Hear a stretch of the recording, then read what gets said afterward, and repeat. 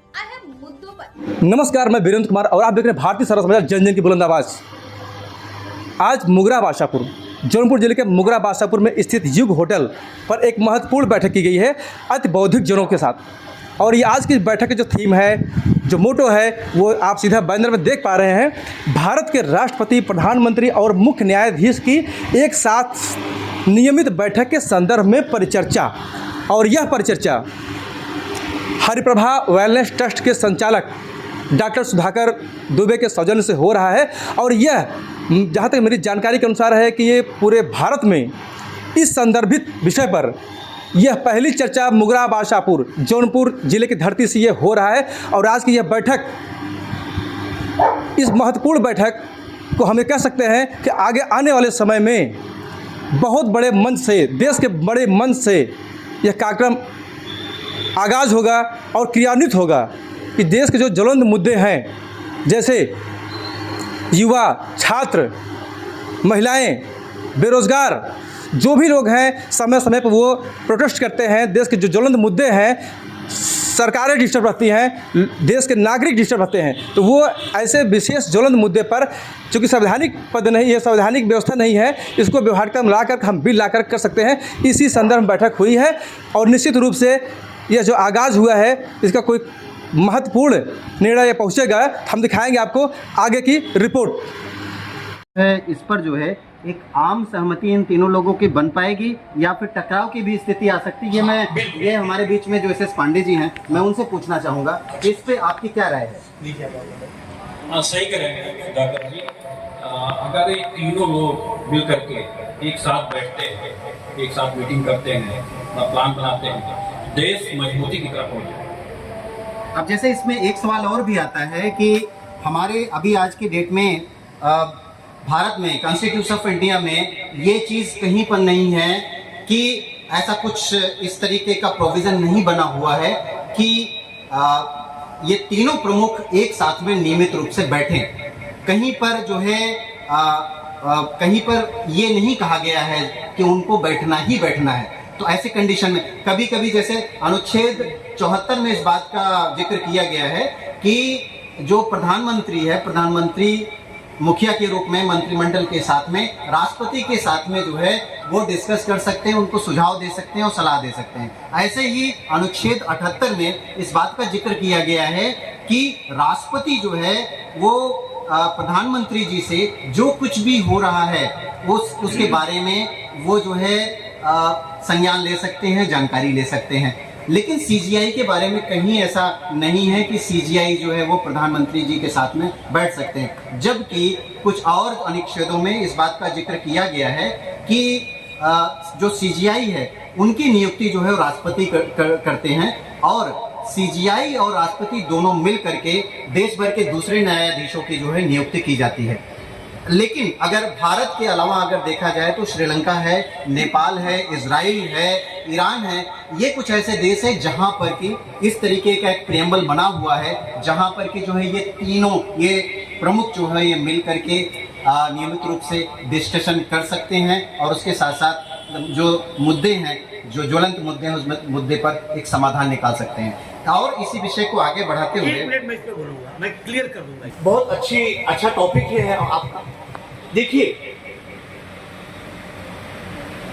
प्रधानमंत्री और राष्ट्रपति के बीच में पूरा सिस्टम है, वो विभागीय सिस्टम है। आप ये जानिए, जब भी कोई महत्वपूर्ण डिसीजन होते हैं, कोई भी महत्वपूर्ण डिसीजन मंत्रिपरिषद का होता है, वो पीएम के पास और प्रेसिडेंट के पास जाता है। ये लोग मिलते भी है, ये फॉरेन जाएंगे तो एक बार मीट करते हैं प्रेसिडेंट से, लौटेंगे तो भी मीट करेंगे और एक ब्रीफिंग देते हैं कि ये मैंने वहाँ किया, ये इनका हो गया। दूसरी चीज डॉक्टर साहब, चीफ जस्टिस ऑफ इंडिया और प्रेसिडेंट कि चीफ जस्टिस ऑफ इंडिया और पीएम या प्रेसिडेंट मिल करके प्रेस कॉन्फ्रेंस नहीं कर सकते हैं। वो आपकी बात सच है, वो ऐसा अभी इन लोगों को थोड़ा सा ब्रेकिंग है कि ये तीनों बैठ करके एक साथ प्रेस कॉन्फ्रेंस नहीं कर सकते हैं। एक बार ना कर दो तो दूसरी बार करने का ना, आपको तो मजबूर है। इसीलिए कभी कभी कहा जाता है, इंटरव्यू में पूछा गया कि क्या हमारा प्रेसिडेंट रबर स्टैंप है, तो पूछा जाता है ना, अब देखिए है नहीं और वरिष्ठ है। इसमें भैया बहुत बैठक हैं। इन बैठकों के विवरण अगर मान लीजिए बैठक होती है तो क्या इन बैठकों के विवरण जो है वो सार्वजनिक किए जाने चाहिए? विश्वामित्र भैया हमारे साथ में हैं, मैं उनसे उनकी राय जानना चाहूंगा। धन्यवाद। संदर्भ बहुत अच्छा है। जैसा कि आपने बताया कि क्या इस प्रकार की ब्रीफिंग होनी चाहिए राष्ट्रपति, प्रधानमंत्री और सीजीआई के बीच में, तो ऐसी स्थिति संवैधानिक रूप से तो कहीं ना कहीं से एक दूसरे से कनेक्टेड रहते हैं, सब जानकारी इनको एक दूसरे से होती है, लेकिन सार्वजनिक रूप से राष्ट्र की प्रमुख समस्याओं पे चर्चा पर चर्चा की ये लोग एक इकट्ठे एक जगह पे नहीं बैठते, अलग अलग पर चर्चाएं होती हैं। देश की समस्याओं पे ही इनको बैठना है, राष्ट्र के हित के लिए बैठना है, राष्ट्र की व्यवस्था से संदर्भ में ही चर्चा पर चर्चा करना है। तो मुझे लगता है कि ये संदर्भ 3 लोगों के साथ न जोड़कर अगर इस संदर्भ को कुछ और लोगों के साथ जोड़ दिया जाए, राष्ट्र के जो संवैधानिक पद और हैं अगर उनको भी उसमें जोड़ दिया जाए और उन चीजों की बैठकों को सार्वजनिक किया जा सकता है। मुझे लगता है कि उन बैठकों की उन निर्णयों को जो है सार्वजनिक किया जाए, जैसे सीजीआई कानून व्यवस्था संबंधित और राष्ट्र में बड़े प्रमुख मुद्दों से संबंधित जो कोर्ट केस हैं उन पे प्रधानमंत्री और राष्ट्रपति से चर्चा हो सकती है, जिसमें गृह मंत्रालय का रोल बहुत ज्यादा है। हमारी संसदीय परंपरा में जो हमारा गृह मंत्री होता है प्रधानमंत्री के बाद, वो राष्ट्र में बहुत सारी समस्याओं का एक प्रमुख केंद्र होता है उस विभाग का, इसलिए उनको भी जरूरी है रखना। इसके साथ अगर विपक्ष के नेता के रूप में जो विपक्ष का नेता है, अगर पारदर्शिता लानी है इस औपचारिक अनौपचारिक बैठक की, अगर राष्ट्र को एक संदेश देना है, राष्ट्र में एक रूपता लानी है, तो विपक्ष के नेता को भी इसमें रखा जा सकता है, जिससे निर्णय जो होगा वो समाज के हित का ही बात प्रकट करेगा। निश्चित तौर पे मुझे ऐसा लगता है, शेष आप सभी लोग जानकार हैं। अच्छा पॉइंट निकलता है कि अगर ऐसा हो कि अगर बैठक इन तीनों प्रमुखों के बीच में अगर होती है तो ऐसा होने पर क्या शक्ति संतुलन बिगड़ सकता है? और ये हमारे बीच में सुशील पांडे जी हैं जो कि आर्मी पर्सन हैं और वर्दी ग्रुप के अध्यक्ष भी हैं, मैं उनसे उनकी राय जानना चाहूंगा कि ये बैठक जो है, जो भी पॉइंट है वो पॉइंट तीनों लोगों को आपस में बैठ करके कॉन्फ्रेंस कर ले, कॉन्फ्रेंस करके मीडिया के थ्रू सभी पब्लिक को पता चल जाए कि हाँ ये पॉइंट हुआ है, या तो कॉन्फ्रेंस सोशल मीडिया के थ्रू कर दें। इससे क्या होता है, जो भी पॉइंट हम लोगों को मिलने वाला है नीचे लेवल पे हम लोग को, आम आदमी को, वो क्लियर हो जाए कि हाँ ये चीज अब फाइनल हो गया है, जिससे और पार्टी के लोग उसमें कोई डिबेट नहीं कर पाए, कोई मतलब हस्तक्षेप न कर पाए, अरे ये हुआ वो हो गया, कोई कुछ कर पाए। जब वो तीनों लोग चारों बैठ जाएंगे, ये तीनों लोग ये और एक उससे संबंधित जो मंत्री है वो चारों जो भी विश्वामित्र कह सही कहे, तीनों लोग रहेंगे ही रहेंगे, मेरे फाइनल है, बट उससे संबंधित जो भी अधिकारी जो पॉइंट होगा उसका अधिकारी ये बैठे मतलब मंत्री बैठे, वो चीज बिल्कुल क्लियर हो जाए और ये सोशल मीडिया के साथ डिबेट हो जाए या जो भी है मतलब हो जाए, इससे पब्लिक तक आराम से उनका मैसेज पहुंच जाएगा, किसी को भी कोई भी डाउट नहीं रहेगा हाँ यार ये गलत हुआ है ये अच्छा हुआ है। टोटल भारत के माध्यम से या राष्ट्र में किसी भी तंत्र से, आजकल इलेक्ट्रॉनिक मीडिया, वेब चैनल्स हैं, बहुत सारी चैनल्स हैं, उनसे हमको पता चलेगा। लेकिन फिर मैं कह रहा हूं कि ये 3 प्रमुख शक्तियां, शक्ति का संतुलन तो नहीं बिगड़ना चाहिए, लेकिन इनमें कुछ और लोगों को जोड़कर नियमित ब्रीफिंग हो सकती है, नियमित रूप से राष्ट्र की समस्याओं पर चर्चा हो सकती है, जिससे राष्ट्र में निश्चित ही एक नई दशा दिशा और नया स्वरूप प्रकट होगा, ये मुझे आशा और विश्वास है। अब इसमें जो है न्यायपालिका और कार्यपालिका कहीं न कहीं और विधायिका एक तरीके से तीनों की तीनों जो है सुप्रीमो उनके एक साथ में बैठेंगे, तो एक चीज और भी उभर सकती है या सामने आ सकती है, राजनीतिक हस्तक्षेप। क्या राजनीतिक हस्तक्षेप बढ़ सकता है? तो हमारे बीच में एक बहुत ही अच्छे राजनीतिक विश्लेषक हैं, विचारक हैं और हमारे बीच में पैनलिस्ट हैं श्री सुरेंद्र पांडे जी, तो मैं उनसे इस बारे में उनकी राय जानना चाहूंगा कि इस बारे में उनकी क्या राय है। बड़े तो आप इस पर लाए भी आप बात को, और इससे एक जीवित उदाहरण मैं आपको बताना चाहता हूं कि पहले आप जानते थे कि हमारे यहाँ चीफ इलेक्शन जो कमीशन थे उनका जो चयन होता था वो डायरेक्ट सत्ता पक्ष कर देता था, मनोनीत कर देता था, भाई फला रहेंगे। बाद में जब ये नई वाली गवर्नमेंट आई तो इसमें 3 लोग सबमिट किए गए जो है, सीजीआई पे थे और प्रधानमंत्री थे और leader of opposition party LOP भी शामिल किए गए थे। तो तब पर भी लेकिन विपक्ष इस पर ये कहता था ये तो 2-1 वाला सिस्टम है, हमारा तो 1 है, इनका 2 है। तो कहने का मतलब जब हमारी विचारधारा ही असहमति की रहेगी तो आप चाहे जितना भी हमको टेबल पे लाइए या एनीथिंग कॉम्प्रोमाइज करने की कोशिश करिए, हम एक विचारधारा से जब बायस्ड रहेंगे तो हम उसमें बहुत सहमति नहीं जता पाएंगे। मूल विषय कि हाँ सीजीआई, प्रधानमंत्री और राष्ट्रपति का एक जगह बैठकर देश के विकास के लिए जो ज्वलंत मुद्दे हैं और इस पर चर्चा होनी चाहिए, कॉन्फ्रेंस होनी चाहिए, सही है। हमारे जब संविधान निर्माताओं ने इसको बनाया था तब भी उनके विचार में ये चीजें था, लेकिन उन्होंने ऐसा कुछ प्रावधान रखा नहीं।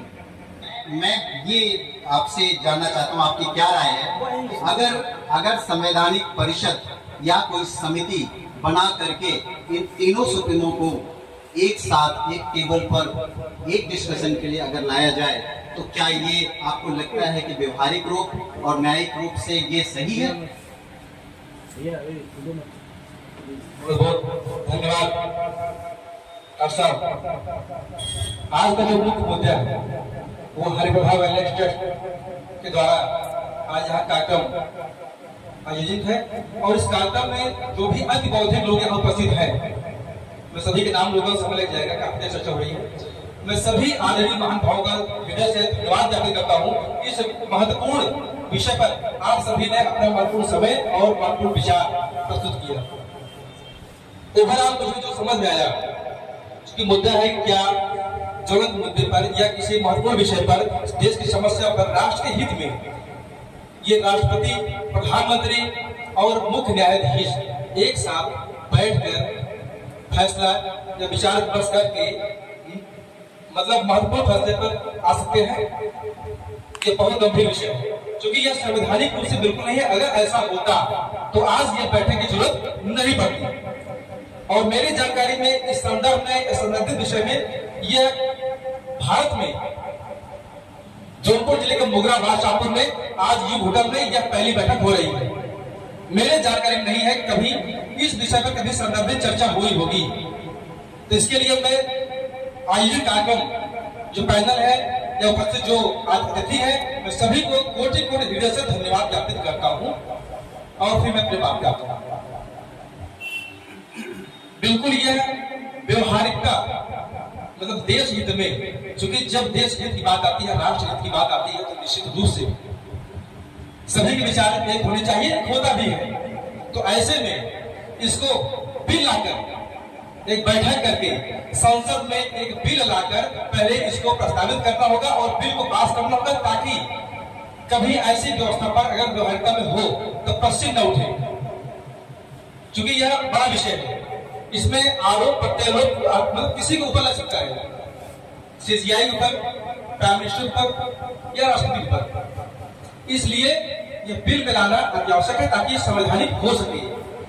और यह उदाहरण के लिए कई देशों जैसे कि डॉक्टर सुधाकर जी द्वारा बताया गया कई अन्य देशों में उदाहरण के रूप में चल रहा है, मेरे जानकारी में भी है। तो भारत में क्यों नहीं? तो निश्चित रूप से आज की जो महत्वपूर्ण बैठक हुई है ये बहुत ही महत्वपूर्ण है और इसको व्यवहारिकता में और संवैधानिक रूप से इसको बिल लाकर गृहीत करना चाहिए और यह देश हित में, राष्ट्र हित में बहुत ही कारगर होगा। और आज यह कार्यक्रम, आज की यह बैठक निश्चित रूप से अगर निरंतर लगातार होती रही समय समय पर ऐसे ही अन्य बौद्धिक लोगों द्वारा, तो आगे चलकर एक बहुत बड़े मंच से, देश के बहुत बड़े मंच से इस विषय पर फिर से चर्चा होगी। और आज की इस दिन को याद किया जाएगा, आज की इस तारीख को याद किया जाएगा, आज इस जौनपुर जिले के मोगरा बादशाहपुर के इस स्थान को याद किया जाएगा। तो मैं धन्यवाद ज्ञापित करूंगा हरिप्रभा वेलनेस ट्रस्ट के संचालक को और आज के कार्यक्रम में बैठक में उपस्थित सभी महान भाव। अगर रहते हैं तो क्या दिक्कत होती है, नहीं रहते हैं तो क्या दिक्कत होती है। सबसे पहले मैं इस पे चर्चा करूंगा। अभी चर्चा हुई कि विचार विमर्श के लिए जरूरी है, इसमें विपक्षी दल का नेता भी रहे, अन्य लोग भी रहे, ये सब चर्चाएं हुई। हर कानून के पहले लोकसभा में हर विभाग की कमेटियां हैं जिसमें पक्ष और विपक्ष के सांसद, चाहे वो लोकसभा सदस्य हो या राज्यसभा सदस्य हो, सब उन समितियों में शामिल रहते हैं और किसी विधेयक को संसद के पटल पर आने के पहले बारीकी से उसकी छानबीन करते हैं। तो ये प्रतिनिधित्व हो गया भाई, पूरे देश का प्रतिनिधित्व करती है संसद, पब्लिक परसेप्शन है प्रधानमंत्री, और सभी समितियों में, बल्कि कई समितियों में, महत्वपूर्ण समितियों में विपक्ष का नेता शामिल रहता है, बल्कि अध्यक्ष भी रहता है। आपका चहेता चैनल भारत सरकार की डिजिटल मीडिया आचार संहिता 2021 के अंतर्गत FCDN का सदस्य है। हम अपनी खबरों में FCDN की कोड ऑफ एथिक्स का पालन करते हैं। FCDN का सदस्य होना ही खबरों की प्रामाणिकता है।